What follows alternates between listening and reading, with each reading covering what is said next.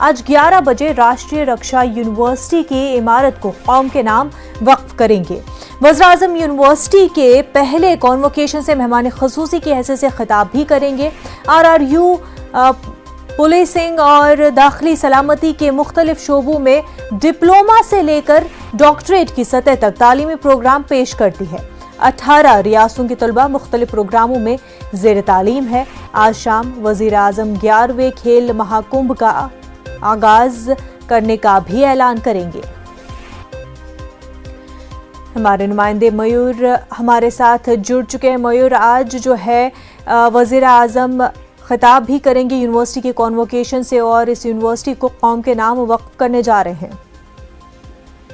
जी बिल्कुल, प्रधानमंत्री नरेंद्र मोदी आज राष्ट्रीय रक्षा शक्ति यूनिवर्सिटी है, उनका पहला जो कॉन्वोकेशन है उसमें शामिल होने वाले हैं और खास करके पहले कॉन्वोकेशन स्पीच में जो पूरे देश में रक्षा शक्ति के लिए जिस तरह से प्रधानमंत्री का विजन था, क्योंकि जब वो गुजरात के चीफ मिनिस्टर थे तब इस यूनिवर्सिटी है उसकी स्थापना की गई थी। तो अब देश में किस तरह का विजन है वो उनकी स्पीच में देखने को मिलेगा। और खास ही दूसरी बात अगर की जाए तो खेल महाकुंभ का भी जो प्रारंभ है वो करवाने वाले हैं। जब वो गुजरात के चीफ मिनिस्टर थे तब उन्होंने एक खेल महाकुंभ 2010 में चालू किया था।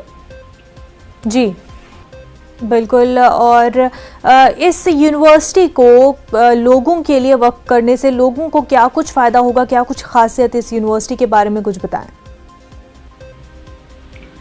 जी बिल्कुल, इस यूनिवर्सिटी से लोगों को जिस तरह से पुलिस फोर्स है, आर्म फोर्सेस है और साथ ही ये जो सिक्योरिटी कंसर्न एजेंसी है उसमें जो ट्रेंड आदमी है वो मिल जाएंगे। जिस तरह से स्किल वर्कर की इस सेक्टर में कमी है, तो जो स्किल वर्कर की सिक्योरिटी फोर्सेस में जो कमी है वो पूरा करने के लिए ये यूनिवर्सिटी है, ये काम करेगी। बिल्कुल, तो वज़ीर-ए-आज़म के गुजरात दौरे का आज दूसरा दिन है। मयूर, बेहद शुक्रिया तमाम तर जानकारी के लिए।